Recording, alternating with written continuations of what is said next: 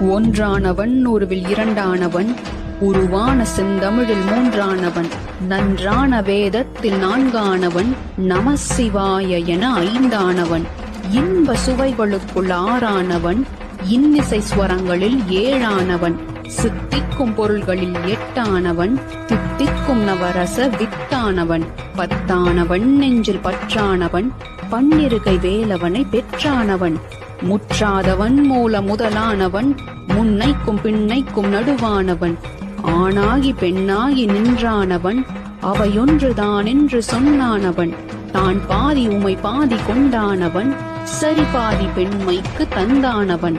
காற்றானவன் ஒளியானவன், நீரானவன் நெருப்பானவன், நேற்றாகி இன்றாகி என்றைக்கும் நிலையான ஊற்றாகி நின்றானவன், அன்பின் ஒளியாகி நின்றானவன்.